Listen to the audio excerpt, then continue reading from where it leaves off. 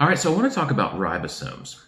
So ribosomes are the organelle or the particle inside of a cell that reads the RNA. And the RNA has the message from the DNA, and it synthesizes or produces proteins based on that information. Now, the interesting thing about ribosomes is they are what produces proteins, but they are partly made of proteins.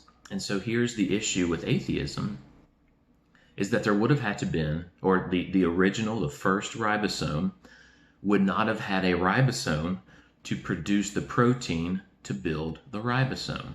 So do you see the problem? I think relating it to a 3D printer is good. That a 3D printer, there could probably be one that could build another 3D printer or build the parts to a 3D printer.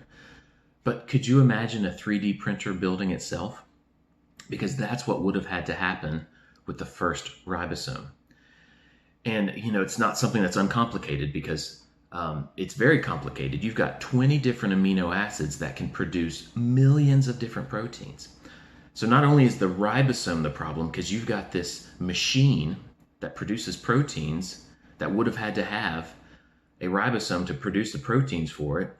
So the first one could have never developed on its own. And then you've got the problem of how complex what it produces is. That the DNA has to be very specific. And this is what my last video was about.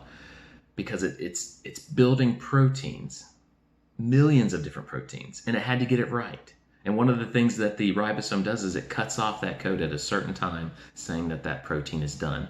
But the amino acids would have had to been in a very specific sequence.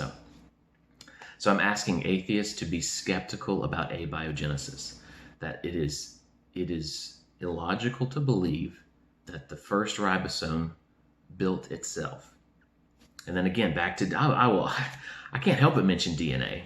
It is crazy to think that DNA put itself in the very specific sequence necessary to create the right proteins.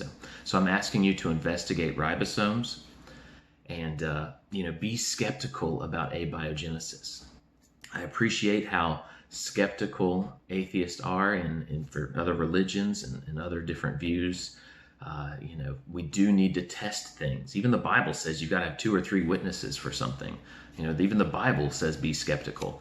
And so I'm asking atheists to be skeptical about abiogenesis and especially the development, according to your theory, of the first ribosome that developed on its own.